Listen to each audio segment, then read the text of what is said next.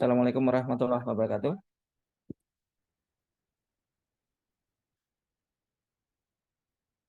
Baik, kita mulai aja. Baik, adik-adik, kita sudah banyak membahas ya di materi-materi kalian yang sebelumnya.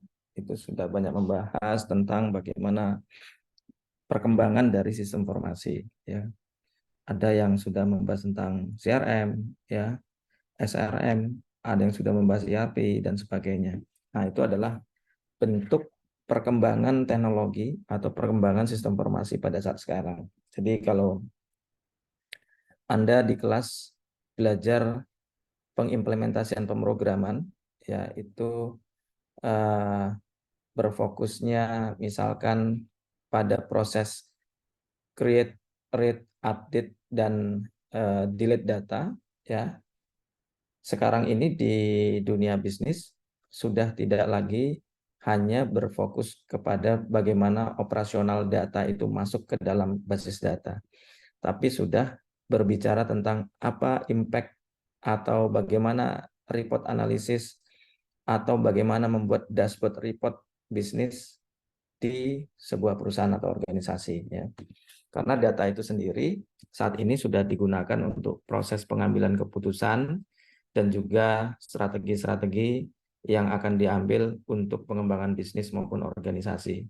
Jadi tidak lagi hanya berfokus kepada operasional, ya, bagaimana data transaksi dapat diinput, lalu ketika ada kebutuhan berapa jumlah transaksi yang terjadi dalam waktu sebulan, setahun, rentang waktu tanggal sekian sampai tanggal sekian, bukan lagi hanya itu, tapi setelah data masuk ke dalam, apa yang bisa kita ambil di dalam analitik data tersebut, ya.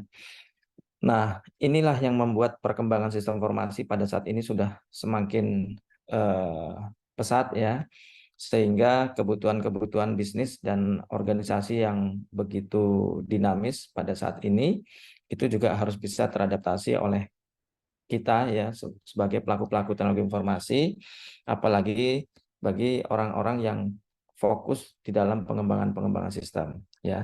Pada saat ini vendor-vendor sistem itu sudah cukup banyak yang sudah eh, mengembangkan sistemnya, ya, yang sudah mungkin sudah puluhan tahun bahkan, ya, sistemnya terus dikembangkan.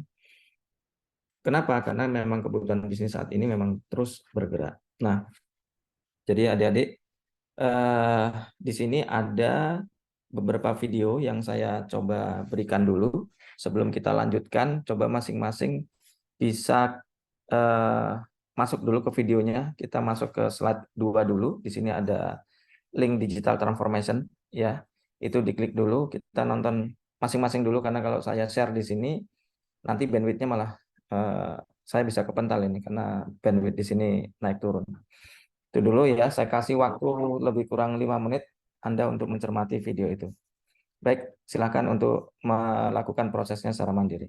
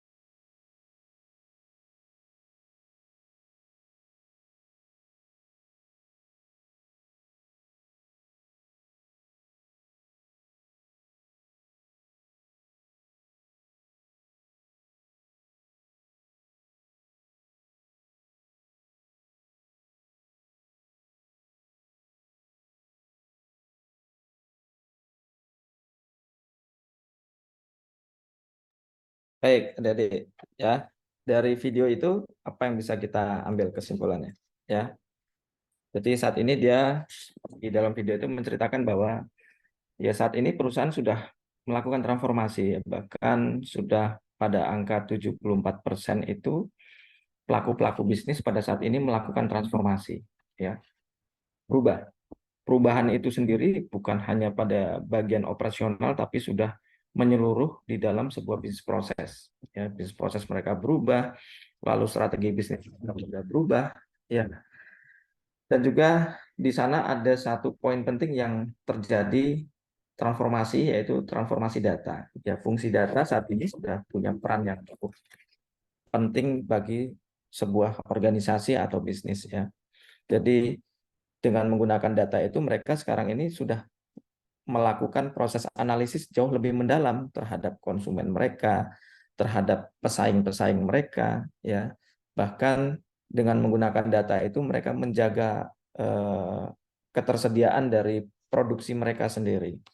Lalu mereka juga bisa menganalisis pasar katanya, ya. Jadi cukup banyak sekarang ini implikasi dari perkembangan sistem informasi, ya, dari sebuah bentuk transformasi digital yang terjadi oleh organisasi. Nah, sedemikian pentingnya itu berarti operasional data itu juga harus berubah katanya. Ya, dari mulai bagaimana data itu didapatkan, ya, lalu bagaimana keamanan data itu bisa dijaga dengan baik, lalu bagaimana proses penggunaan data itu sendiri, bagaimana proses menganalisis data itu sendiri, itu juga terjadi perubahan. Ya, jadi selain data itu sudah memiliki satu bentuk dampak yang cukup penting bagi organisasi, secara operasional bagaimana kita memperlakukan data pun itu juga harus sudah berubah. Ya, sudah berubah. Nah, jadi perusahaan-perusahaan sekarang ini sudah mengarahnya itu pada bisnis online misalkan, ya. Jadi berkembangnya e-commerce, ya. Lalu berkembangnya berbagai macam cara pelayanan-pelayanan dari bisnis retail misalkan, ya. Dan ini juga disebutkan di sana dari masing-masing cara memperlakukan atau layanan itu kepada pelanggan itu juga mempengaruhi segmentasi pasarnya, ya. Kalau e-commerce itu di video itu dikatakan bahwa itu lebih banyak digunakan oleh para generasi milenial atau generasi Z, ya. Sedangkan untuk pelaku-pelaku bisnis yang lebih senior di dalam dunia retail itu mereka masuknya tidak melalui e-commerce tapi lebih banyak di sosial media. Nah, contohnya seperti itu. Dan ini adalah menunjukkan bahwa di dalam perkembangan sistem informasi itu sendiri yang menjadi sentral proses perkembangan, pengembangannya, ya, sentral proses modelingnya seperti apa baiknya model sebuah sistem informasi itu adalah si pelanggannya. Ya, apa sih maunya pelanggan kita? Berarti di dalam perkembangan sistem informasi itu menjadi bagian penting atau bahkan mungkin bisa kita katakan adalah tantangannya adalah bagaimana kita bisa mengidentifikasi, mendeteksi sebenarnya pelanggan kita itu butuhnya layanan yang seperti apa, ya. Dan yang perlu kita ketahui bahwa yang namanya pelanggan itu setiap hari akan bertambah, ya. Setiap hari akan ada pertumbuhan pelanggan dengan berbagai macam segmentasi dari generasi tadi itu. Tadi disebutkan dalam video itu bahwa kalau e-commerce itu lebih banyak digunakan oleh generasi-generasi seperti milenial, generasi Z, ya, dan generasi-generasi yang lebih inilah melek dengan IT misalkan. Contohnya seperti itu. Sehingga ketika kita mengembangkan sebuah sistem informasi, tentunya bentuk sistem informasi seperti apa yang sesuai dengan generasi-generasi itu. Kalau tidak nanti akan dikonsumsi oleh generasi-generasi yang atau generasi-generasi tertentu yang menjadi target kita itu tidak bisa kita dapatkan, ya, tidak bisa kita peroleh pasar dari generasi tersebut. Terlebih lagi ketika produksi yang kita berikan, ya, produksi yang kita keluarkan itu adalah produksi generasi milenial misalkan. Berarti generasi milenial itu masuknya kepada area-area yang lebih interaktif, misalkan masuk ke Instagram, misalkan masuk ke TikTok, misalkan masuk ke mana saja ya. Tapi kalau generasi-generasi yang lebih tua lagi, nanti kita menyajikannya itu di dalam satu dashboard yang mungkin dashboardnya itu apa ya, tidak terlalu interaktif. Nah, itu adalah bentuk dari karakteristik generasi yang kita miliki. Contohnya misalkan kalau kalian sendiri diperkenalkan produk dengan sebuah laman dashboard, misalkan dashboard e-commerce, tentunya kalian itu akan lebih cenderung tidak menyukai untuk mengunjungi dashboard itu, ya, karena memang generasi kalian itu sukanya adalah generasi yang masuk pada area-area aplikasi yang lebih interaktif. Tapi kalau produk itu diperkenalkan kepada dari aplikasi-aplikasi yang lebih interaktif, generasi-generasi Anda itu akan jauh lebih responsif terhadap produk itu. Tapi kalau generasi-generasi misalkan yang lahirnya tahun 70-an misalkan ya, ya di atas sebelum generasi milenial lah, itu akan lebih suka dengan dashboard-dashboard yang mudah. Misalkan dashboard ketika diakses di sana terlihat listing dari produknya, jelas harganya berapa dan sebagainya, itu dia lebih menyukai. Sedangkan kalau generasi milenial dan Z yang sekarang ini, dia harus memberikan informasi lebih interaktif ya, dengan berbagai macam cara atau style yang diberikan oleh si penjualnya agar si generasi ini bisa menarik ya. Jadi menarik perhatian mereka untuk melihat. Nah, ini contoh-contohnya yang disebutkan bahwa ketika kita mengembangkan sistem informasi, kita juga harus melihat ya produk kita ini segmentasinya itu kemana, sehingga sistem informasi itu harus dikembangkan sesuai dengan segmentasi mana tadi yang akan kita garap. Ya, jangan sampai terbalik. Ya, terbalik. Nah, ini menjadi bentuk inspirasi sebenarnya bagi Anda-Anda yang berkuliah ya pada semester-semester akhir nanti ketika mengembangkan sebuah sistem, Anda juga harus melihat ya, melihat segmentasi dari aplikasi dari sistem yang dikembangkan itu siapa. Ya, ini kita bukan hanya cerita bisnis ya. Misalkan kita cerita dari sisi layanan teknologi dari sebuah organisasi. Kita mau membuat sebuah layanan ya, misalkan saja layanan untuk apa namanya administrasi perkantoran lah. Nah, kita juga melihat ya perkembangan dari teknologi saat ini, lalu di dunia organisasi itu adalah generasi-generasi apa yang mendominasi, maka kita sebagai pengembang sistem informasi juga harus melirik dan melihat ya pengembangan yang akan kita lakukan itu terhadap siapa-siapa yang akan menggunakan ya, sehingga dari sisi UI UX-nya juga akan menyesuaikan dengan mereka. Ya, dari sisi teknologinya pun akan menyesuaikan dengan mereka. Bayangin kalau sekarang kita mengembangkan sistem, orang untuk mengakses sistem itu harus duduk di depan PC, ya, baru bisa mengakses aplikasi itu. Ini akan kurang menarik bagi orang-orang pada saat sekarang. Sedangkan orang-orang pada saat sekarang itu bagaimana caranya dia dengan posisi, dengan kondisi, ya, seperti apa dan di mana saja dan kapan saja dia bisa mengakses layanan itu. Itu yang diinginkan, ya. Sehingga ketika kita ingin mengembangkan sistem informasi pun kita lihat segmentasi dari penggunanya. Kalau segmentasi penggunanya itu cenderung kepada generasi-generasi yang lebih tua, sebelum generasi milenial dan generasi Z, tentunya juga perlakuannya berbeda, ya. Perlakuannya berbeda. Mereka tidak akan begitu lincah untuk melakukan searching-searching melalui gadget misalkan. Berarti kita harus menyiapkan satu bentuk dashboard-dashboard layanan yang bisa melayani dengan karakteristik orang-orang seperti itu.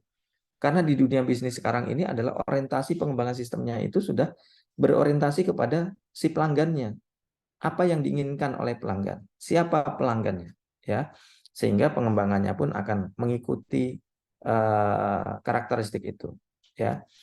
Nah, teknologi informasi ini pada saat ini bukan hanya perubahan tools alat ya, tapi juga sudah menjadi sebuah bentuk transformasi secara lebih luas ya, sudah secara holistik dia melakukan perubahan. Jadi perubahan bagaimana cara kita kerja pun sudah berubah ya. Kalau zaman dulu misalkan kalau di perusahaan retail misalkan atau di logistik, ketika kita melakukan stok up 6 barang-barang, mungkin Yang dilakukan adalah seorang supervisor itu masuk ke gudang atau masuk ke area penyimpanan barangnya.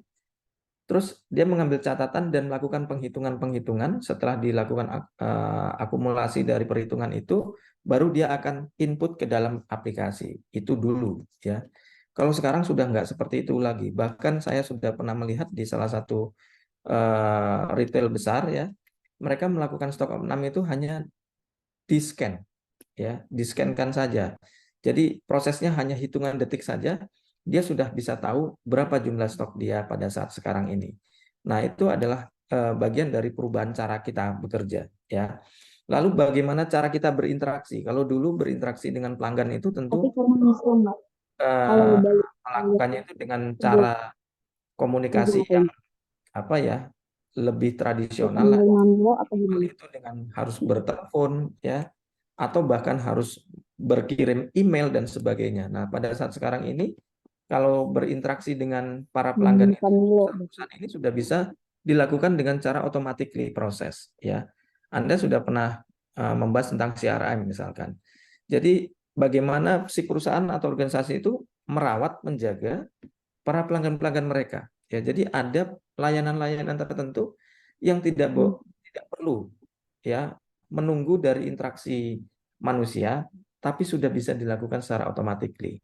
Kenapa? Karena sudah Hmm. terlihat ada satu pola-pola data yang terlihat di sana, ya, yang digunakan oleh sistem untuk memberikan layanan-layanan kepada pelanggan-pelanggan mereka. Nah, ini cukup cukup efektif, ya, digunakan. Contohnya misalkan pada saat hari-hari ulang tahun misalkan, pada pelanggan-pelanggan spesial kita misalkan, itu sistem tidak perlu campur tangan manusia, dia sudah bisa memberikan satu bentuk sapaan-sapaan emosional kepada pelanggan tersebut, apakah mengirimkan kad selamat ulang tahun dan sebagainya, itu secara otomatis saja, ya, tidak perlu lagi harus campur tangan orang melihat, oh ini si ini ulang tahun, oh pelanggan kita yang di sana ulang tahun, oh vendor kita yang ini ulang tahun, baru disiapkan kadnya dan sebagainya dikirimkan, nggak perlu lagi seperti itu.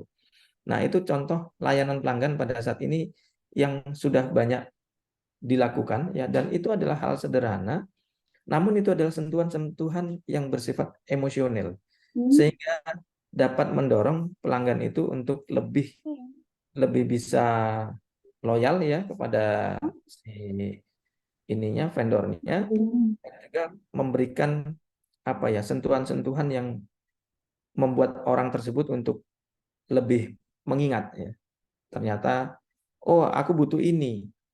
Ya, saya punya langganan di sana misalkan. Nah, itu kan sentuhan-sentuhan emosional yang akan memberikan ingatan-ingatan kepada si pelanggan tersebut. Nah, saat ini itu sudah menjadi bagian penting dari sebuah bisnis, ya, hal-hal yang sederhana.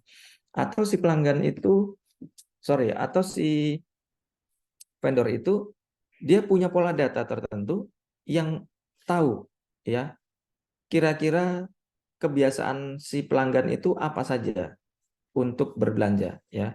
Sehingga ketika nanti kita punya produk-produk baru, itu akan disampaikan kepada pelanggan secara otomatis, ya, disampaikan untuk mengingatkan si pelanggan atau memberikan satu bentuk promosi sosialisasi kepada pelanggan bahwa ada produk-produk baru kita, dan produk-produk baru itu lebih mendekati kepada kebutuhan secara individual, ya. Lebih mendekati pada secara individual. Tidak semua pelanggan. Misalkan ada produk A, produk baru A, itu tidak semua pelanggan juga diberikan informasi itu. Tapi diberikan kepada pelanggan-pelanggan yang menurut pola datanya bahwa pelanggan-pelanggan ini menggunakan produk A, sering menggunakan produk A, sering membeli produk A, dan sebagainya. Nah, ini adalah hal-hal baru, ya, yang dilakukan oleh organisasi dengan memanfaatkan data tadi. Terjadi sebuah transformasi data, ya. Jadi fungsi data itu sendiri saat ini bukan hanya menunjukkan sebuah bentuk transaction atau perubahan-perubahan pada data transaksi kita, tapi sudah lebih lebih cenderung kepada sebuah pola-pola data sehingga akan membuat sebuah bentuk analisis report, ya, kepada organisasi dan apa menjadi dampak-dampak terhadap perusahaan, terutama yang akan mempengaruhi strategi si organisasi atau perusahaan tersebut untuk mengembangkan bisnisnya. Nah, lalu inilah yang mendorong ya kebutuhan tadi. Kita berawalnya dari kebutuhan ya, bukan berawalnya dari sistem formasi, tapi berawalnya dari kebutuhan dulu. Dari kebutuhan itulah berkembang sistem formasi, konsep sistem formasi itu sendiri. Lalu dari kebutuhan dan perkembangan konsep sistem formasi itulah yang mendorong terjadinya perubahan terhadap sebuah bentuk bisnis dengan cara-cara yang lebih modern ya, lebih cerdas. Nah, tadi juga disampaikan ya bagaimana perkembangan teknologi baik apa namanya cloud computing ya, big data, nanti ada kecerdasan buatan ya, bagaimana itu mempengaruhi sebuah bentuk perkembangan bisnis ya. Lalu bagaimana pengaruh teknologi informasi pada berbagai aspek bisnis termasuk bagaimana cara mereka memasarkan, bagaimana cara memanage organisasi dan bisnis mereka, bagaimana mereka memanage sumber daya seperti keuangan, sumber daya manusia dan sebagainya. Itu juga terjadi perubahan-perubahan ya. Sehingga dampak dari teknologi informasi saat ini bukan pada tataran operasional saja, tapi sudah masuk kepada tataran-tataran strategik dan juga pengembangan bisnis. Jadi itu ya bagian satu bentuk transformasi yang terjadi ya adik-adik, dan transformasi ini tidak akan pernah berhenti ya, transformasi ini akan terus berkembang, terus berkembang. Nah, contohnya transformasi bisnis yang terjadi itu ada yang dilakukan dan dialami oleh IKEA misalkan ya. Jadi pada saat sekarang ini IKEA itu sudah benar-benar memanfaatkan dan mengembangkan teknologi ya untuk memberikan layanan kepada pelanggannya. Bahkan sampai IKEA ini apa ya punya layanan yang mereka gunakan itu untuk membantu bagaimana seorang pelanggan itu sebelum membeli sesuatu dari barang mereka ya, dari produk mereka, mereka bisa membuatkan sebuah simulasi dulu. Kira-kira ini cocoknya di mana dan cocoknya yang seperti apa. Itu si IKEA itu punya dashboard melakukan seperti itu sehingga ketika pelanggan melakukan pembelian transaksi ya itu sudah sesuai dengan apa yang ada disimulasikan oleh dan apa yang ada dalam pikiran mereka. Karena kan kebanyakan pelanggan ketika beli sesuatu begitu sampai di rumah, wah ini nggak cocok ternyata. Wah ini kebanyakan, wah ini ukurannya kegedean dan sebagainya. Tapi dengan cara seperti itu, pelanggan itu sebelum membeli, dia sudah bisa mensimulasikan. Ketika saya membeli barang yang ini, maka jadinya apa? Oke. Nah, ini ada link lagi ya, IKEA Technology Development. Jadi saya berikan waktu lagi 5 menit ya, adik-adik. Silahkan ditonton dulu ya di videonya. Silahkan. Ya, good.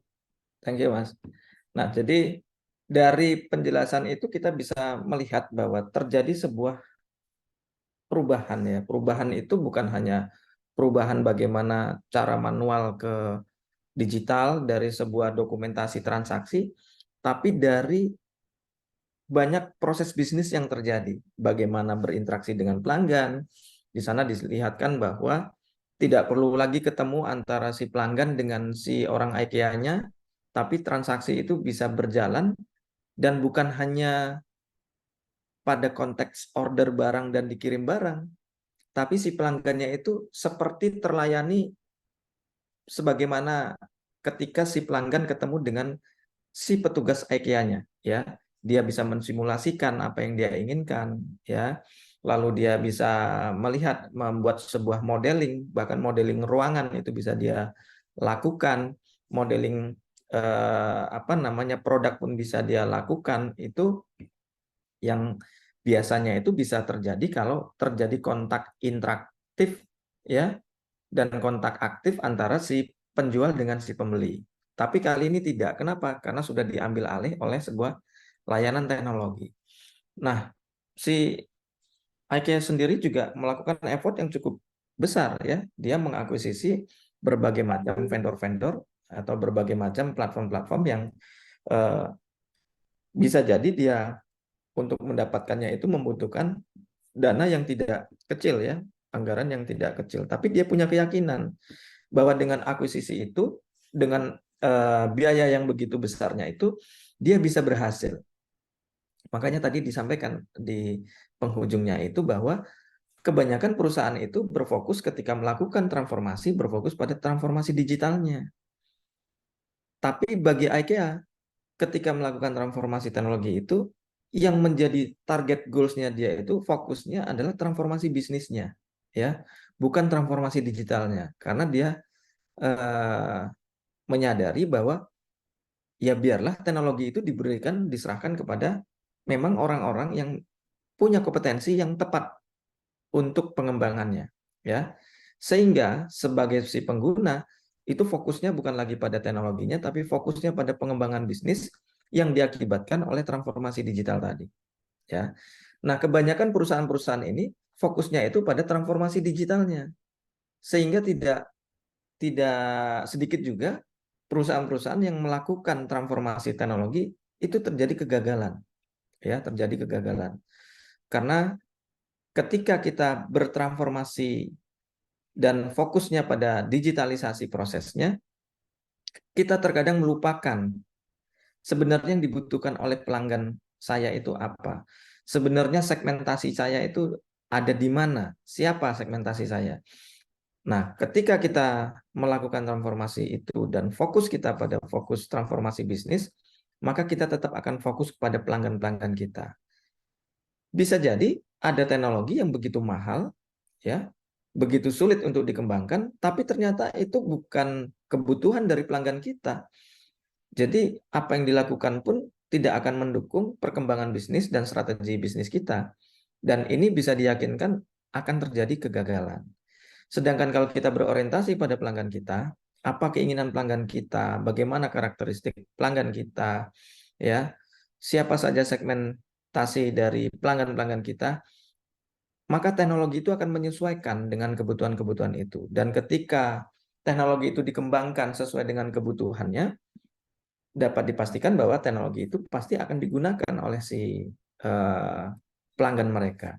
Dan kalau teknologi itu digunakan oleh pelanggan mereka, itu dapat dipastikan ya akan menunjang, menaikkan dari sisi bisnis mereka, ya, penjualan bisa naik. Kalau penjualan bisa naik, maka pertumbuhan bisnis juga akan berkembang dengan cukup baik, ya. Tadi disampaikan oleh teman kalian bahwa kenaikan mereka itu bisa mencapai 3 kali lipat di sana, ya, mencapai 3 kali lipat. Nah, bahkan si IKEA ini karena apa ya, cukup yakin bahwa teknologi itu mampu mengembangkan bisnis mereka dan sebagainya itu, sehingga mereka itu tidak ragu-ragu untuk melakukan investasi.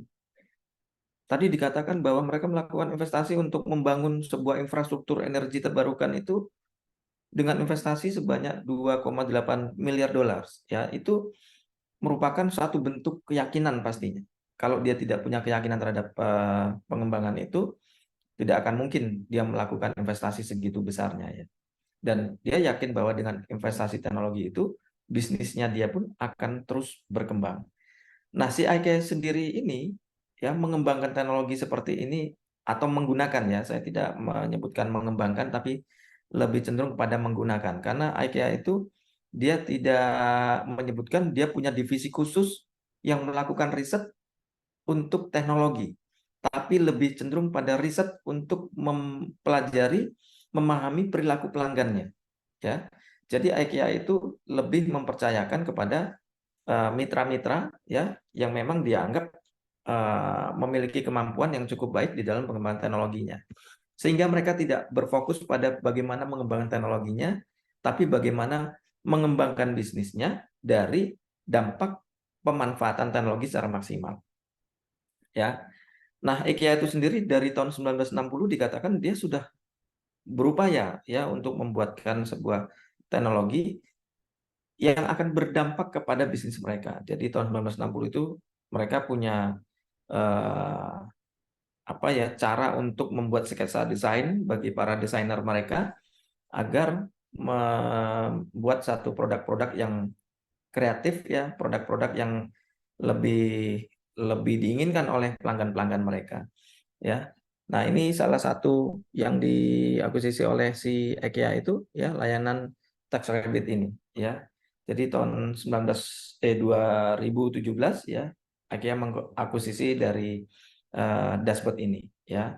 Ini akan mereka gunakan untuk layanan-layanan yang melayani pelanggan-pelanggan mereka dari tahun 2017. Jadi semangatnya itu sebenarnya bukan pada saat pandemi, tapi pandemi itu adalah salah satu pendorong sebenarnya. Karena dari tahun 2017 IKEA ini sudah mengakuisisi layanan seperti ini. Jadi dengan TaxRabbit ini si pelanggan itu bisa menentukan sendiri siapa yang akan melayani dia, ya, dari mulai pengangkutan sampai pemasangan, ya, dan sebagainya itu IKEA siapkan dashboardnya, ya, dan orangnya silakan dipilih sendiri katanya. Nah, ini juga menjadi layanan yang cukup disenangi oleh pelanggan-pelanggan dia. Tentunya ketika si IKEA mengakuisisi dashboard ini tentunya atas sebuah pertimbangan kebutuhan pelanggan. Bukan serta-merta si pengambil keputusan, direkturnya atau CIO-nya itu berpikir, yuk kita akuisisi teknologi ini dari sisi pandangan dia. Tapi pasti dari sebuah proses analisis dulu. Yang dibutuhkan oleh pelanggan saya itu apa sih? Sehingga dia mencarilah teknologi yang sesuai dengan kebutuhan pelanggan itu. Ingat, ya, makanya ketika Anda nanti membuat satu project tugas akhir, ya, atau skripsi, poin itu harus didapatkan bahwa yang Anda lakukan itu bukan asumsi kita sebagai pengembang teknologi informasi, tapi pengembangan itu dilakukan karena kebutuhan dan permintaan dari pelanggannya. Makanya kalau saya menyidangkan mahasiswa itu selalu menuntut lakukan riset kepada penggunanya, stakeholder-nya. Jangan Anda yang melakukan asumsi. Anda berasumsi sendiri bahwa teknologinya itu seperti ini. Layanannya fungsional di dalam aplikasi yang kita bangun itu seperti itu. Bukan seperti itu caranya. Ya, dibalik. Dibalik. Itu zaman dulu, kira-kira 20-25 tahun yang lalu, cara itu yang dilakukan oleh pengembang IT. Ya, jadi ketika dia datang membawa aplikasi, pelanggannya harus mengikuti apa yang diberikan oleh aplikasi itu. Kalau sekarang sudah dibalik, ya, teknologi yang kita berikan adalah teknologi yang kemarin disampaikan oleh pelanggannya bahwa itu yang mereka butuhkan. Sehingga kita harus melihat teknologi itu apakah memberikan kenyamanan, ya, kemudahan, ya, bagi mereka, dan kalau perlu adalah layanan yang memberikan nilai yang murah bagi pelanggan kita agar pelanggan-pelanggan itu memang benar-benar menggunakan, ya, layanan tersebut. Oke, sampai sini ada pertanyaan, silakan adik-adik. Kalau ada pertanyaan silakan. Ada pertanyaan? Cukup? Baik. Oke, nah ini kita bahas tentang transaksi digital. Nah, teknologi informasi juga dapat membantu perusahaan untuk meningkatkan produktivitas dan kinerja. Jadi, pada saat sekarang ketika perusahaan itu melakukan investasi sesuatu, ya, terutama teknologi, itu adalah investasi yang cukup mahal tentunya, ya. Kalau sudah perusahaan yang punya skala yang cukup baik, tentunya investasi itu tidak hitungan puluhan juta, tapi bahkan sudah miliaran, ya. Sudah miliaran yang harus mereka keluarkan dari perusahaan mereka. Tentunya ada nilai-nilai yang harus tercapai di sana, ya, yang memberikan dampak terhadap bisnis mereka. Nah, ini nilai-nilai yang salah satu harus bisa terpenuhi dari sebuah investasi teknologi itu adalah bentuk efisiensi, efektivitas, sehingga memberikan satu bentuk produktivitas dan hasil yang seimbang, ya, antara yang dihasilkan kinerja dengan sumber daya yang digunakan. Nah, ini harus seimbang. Ketika melakukan investasi yang cukup besar, yang mengeluarkan dana sampai miliaran, tapi tidak mengurangi juga biaya operasional yang terjadi di perusahaan atau organisasi itu, maka teknologi itu bisa dikatakan masih belum berdampak dengan positif juga terhadap perusahaan itu, ya. Misalkan karyawannya saat ini berjumlah 40 orang misalkan. Dengan adanya teknologi itu berkurang 50% menjadi 20 orang. Nah, tentunya hal-hal seperti ini yang akan dicari oleh si organisasi itu ya, karena akan memberikan satu bentuk dampak efisiensi kepada mereka. Namun tidak mengurangi kualitas kerja yang dihasilkan. Bukan berarti dari 40 menjadi 20, tapi kualitas kerjanya berkurang, bukan seperti itu yang diharapkan oleh perusahaan tentunya, namun bahkan harus meningkat. Berkurangnya sumber daya tadi, tapi meningkatnya produktivitas, ya, meningkatnya kualitas, dan meningkatnya profitabilitas bagi organisasi, bagi bisnis mereka. Itu yang diinginkan dari sebuah investasi teknologi. Sehingga bagi perusahaan-perusahaan itu ketika melakukan investasi teknologi, mereka punya keyakinan ya, dengan investasi itu mereka akan mendapatkan sesuatu yang jauh lebih baik, jauh lebih besar lagi terhadap bisnis-bisnis mereka. Namun penggunaan teknologi informasi juga dapat menimbulkan tantangan dan resiko, ya, keamanan data dan privasi data. Nah, ini tadi transformasi terhadap perilaku atau cara memperlakukan data pun akan berubah, ya. Bukan hanya transformasi dari sisi operasional, terjadi perubahan bisnis proses, tapi bagaimana kita memperlakukan data pun sudah berubah. Kalau yang kemarin kita tidak terlalu memperlakukan data dengan cukup baik ya, memperhatikan keamanannya ya, memperhatikan hak gunanya, memperhatikan bagaimana cara kita mendapatkan data, memperlakukan bagaimana caranya kita mengarsipkan data, memperlakukan bagaimana caranya kita menghapus data. Itu dengan kondisi transformasi digital, maka perlakuan terhadap data pun terjadi transformasi juga. Ya, pada saat sekarang yang namanya keamanan data itu adalah bagian penting bagi organisasi. Karena data itu sudah menjadi bagian dari aset bagi organisasi. Tidak seperti dulu lagi. Ya, namanya data itu sekarang sudah menjadi bagian dari aset organisasi. Bahkan dikatakan data itu harusnya bisa dikonversi dalam bentuk nilai uang bahkan. Ya, kalau kita rupiah bisa dikonversi menjadi bentuk nilai rupiah. Saya punya data sekian, berarti ini nilainya sekian miliar. Ya, sehingga ketika terjadi kebocoran data berarti kita kebocoran sekian miliar. Nah, sekarang sudah ke sana. Ketika data itu masih menjadi beban operasional ya, beban perawatan dan sebagainya, maka data itu belum punya harga berarti di dalam satu organisasi. Tapi ketika data itu sudah memiliki nilai angka rupiah ya yang harus dijaga, maka bentuk transformasi itu sudah mulai terjadi. Kenapa? Karena sesuatu yang sifatnya aset itu pasti akan dijaga oleh organisasi. Ya, kita melakukan investasi server dengan harga ratusan juta bahkan miliar itu menjadi keharusan karena aset yang dijaga itu jauh lebih penting, jauh lebih berharga nilainya daripada sebuah server yang mungkin harganya 2 miliar misalkan. Karena aset yang dijaga itu yang berupa data tadi itu nilainya kalau dikonversi ratusan miliar misalkan.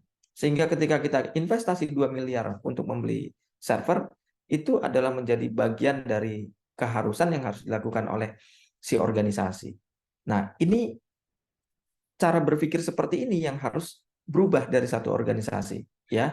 Cara berpikir seperti ini. Dan cara memperlakukan data pun sudah harus berubah, ya. Keamanan data dan privasi menjadi hal yang harus dijaga, terutama saat perusahaan melakukan transaksi online dan menyimpan data pelanggan di dalam sistem mereka. Ya, jadi sekarang kan sudah sering itu berita terjadi kebocoran data dan sebagainya. Nah, bagi perusahaan-perusahaan yang sudah membuat nilai ya, memberikan satu grade nilai pada satu data, maka kebocoran itu bukan hanya kebocoran data saja, tapi mereka akan merasakan terjadi kebocoran aset. Bayangkan kalau yang mengambil data itu adalah kompetitor yang cukup efektif apa ya rival kepada mereka. Ini juga menjadi hal yang cukup prinsip bagi kita ya. Jadi organisasi-organisasi itu sudah melihat ke arah sana sekarang. Nah, lalu saat ini hasil dampak dari pengembangan sistem informasi itu sendiri yang di dalamnya adalah data tadi itu, ini sudah berdampak terhadap bagaimana si perusahaan itu membuat sebuah strategi bisnis, membuat strategi pengembangan organisasi, dan berdampak terhadap bagaimana para pimpinan-pimpinan yang ada di organisasi itu untuk melakukan pengambilan keputusan, ya, keputusan terhadap bisnis mereka, keputusan terhadap organisasi mereka. Penggunaan teknologi informasi memungkinkan perusahaan untuk meningkatkan efisiensi dan produktivitas. Lalu dengan adanya sistem otomatisasi dan terintegrasi, ya, proses bisnis ini dapat berjalan lebih cepat dan efisien. Jadi dengan menggunakan sistem ini bukan berarti ada step proses bisnis yang dihilangkan. Hanya saja proses bisnis itu, ya, kalau memang itu dari hasil analisisnya adalah proses bisnis yang wajib dikerjakan, dengan adanya teknologi prosesnya akan jauh lebih cepat, ya, akan jauh lebih cepat. Kalau tadinya pelanggan ini harus datang ke loket 1, datang ke loket 2, tapi kali ini nggak perlu datang ke loket itu, ya, cukup satu loket saja itu sudah terlayani semua, ya, karena terintegrasi, bahkan nggak perlu datang pun sudah bisa terlayani. Nah, itu yang diharapkan dengan sebuah bentuk transformasi teknologi tadi. Selain itu, teknologi informasi juga memungkinkan perusahaan untuk mengelola dan menganalisis data dengan lebih baik, sehingga dapat membantu perusahaan dalam pengambilan keputusan yang lebih tepat. Ya. Jadi, banyak sekali dampak-dampak yang harus diberikan oleh sistem informasi, ya, untuk pengembangan bisnis dan organisasi. Nah, sekarang yang menjadi pertanyaan adalah sistem informasi yang bagaimana, ya, yang mampu memberikan dampak perubahan seperti yang tadi kita bahas tadi itu.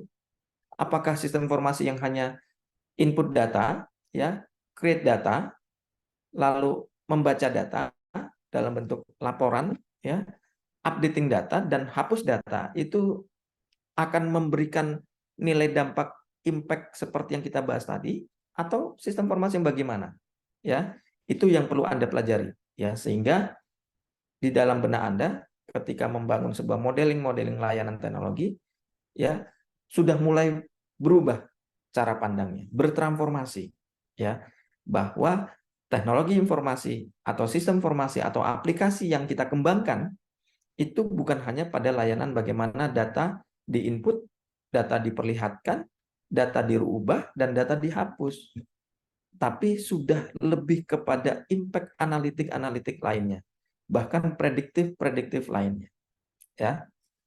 Nah, di sini disebutkan juga dengan transformasi teknologi itu terjadi perubahan komunikasi bisnis. Sorry adik-adik, kita sampai jam berapa ya? 8.40. 8.40. Oh, 10 menit lagi ya. Baik, oke.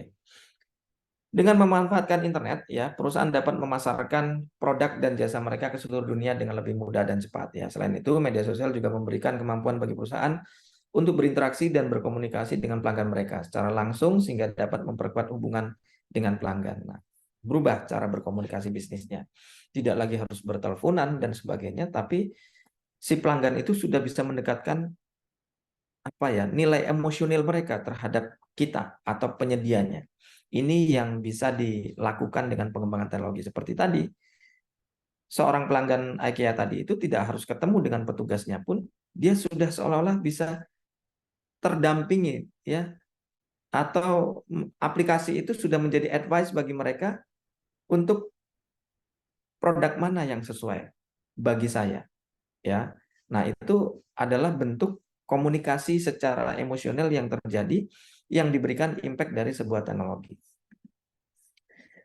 Nah, ini dikatakan dengan menggunakan teknologi, ya, bisnis menuju pada pasar global, ya. Perusahaan secara efektif mengadopsi teknologi akan memimpin di dalam pasar global yang kompetitif, ya. Penggunaan teknologi informasi dapat meningkatkan efisiensi, produktivitas, inovasi, dan kreativitas bisnis. Ini ada videonya, nanti silakan Anda tonton, ya. Anda lihat, Anda cermati. Lalu tantangan secara teknis. Salah satu tantangan perkembangan dari sistem informasi saat ini adalah keamanan data tadi yang sudah saya sampaikan, ya. Karena data itu adalah menjadi bagian dari aset. Dengan semakin banyaknya data yang disimpan dan diproses oleh sistem informasi, keamanan data menjadi semakin penting, ya. Ancaman keamanan data seperti peretasan, malware, dan serangan phishing dapat menyebabkan kerugian bagi perusahaan. Kenapa? Karena bagi organisasi, data itu merupakan aset bagi mereka, ya, bukan lagi beban operasional yang harus dibiayakan, ya, tanpa memberikan kontribusi kepada si perusahaan. Tantangan sumber daya, ya, perkembangan sistem informasi ini saat ini harusnya dapat membuat pelayanan yang diberikan oleh penyedia layanan menjadi semakin baik dan menciptakan good governance, ya, tata kelola yang jauh lebih baik, tata kelola organisasi maupun tata kelola teknologinya. Tetapi untuk mencapai hal yang diinginkan tersebut, tentunya banyak sekali tantangan yang harus dihadapi, baik itu dari sisi perkembangan sistem informasi itu sendiri, sampai kepada pemberdayaan sumber daya manusianya. Tentunya dengan teknologi yang berkembang ini, sumber daya manusia yang harus disiapkan oleh organisasi pun harus berkembang, agar orang-orang yang ada di dalam organisasi itu mampu selaras dengan perkembangan teknologi itu, agar teknologi itu tergunakan, ya, terpakai, termanfaatkan.